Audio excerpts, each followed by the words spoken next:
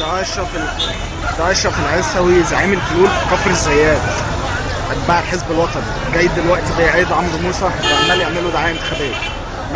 ماسك وكيل النيابة، ماسك اللجنة. بعد ما قفل اللجنة خدوا على جنب.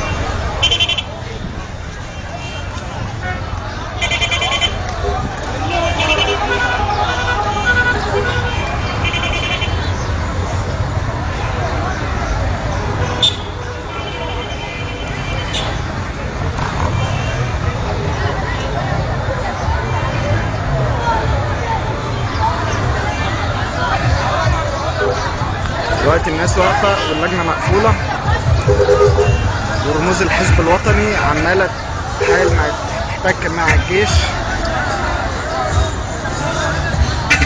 كل ده حصل بسبب ان عمرو موسى زرع بعض من الفتيات وبعض من الشباب وسط المنتخبين يدعون لعمرو موسى.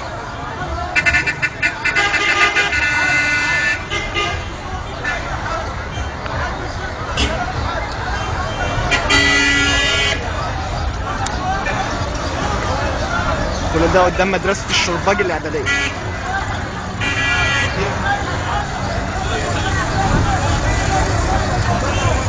في بعض من الناس عمالة تهدي الموضوع وعمالين يقول محدش يدي للي بيتكلم عليه، كل واحد داخل مقتنع بالمرشح اللي هو عايزه ينتخب.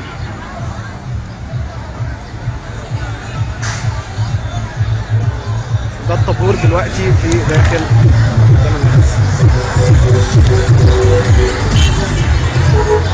منتظرين ان اللجنة تتفتح تاني ويعاد الانتخاب مرة اخرى.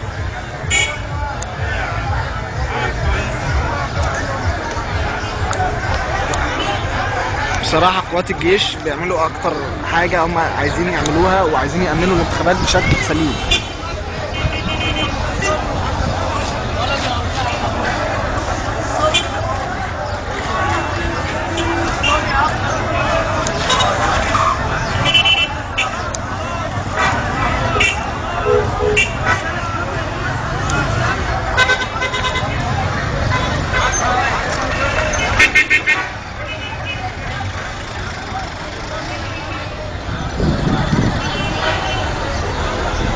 ورجعوا يستكملوا حركة الانتخابات مرة أخرى.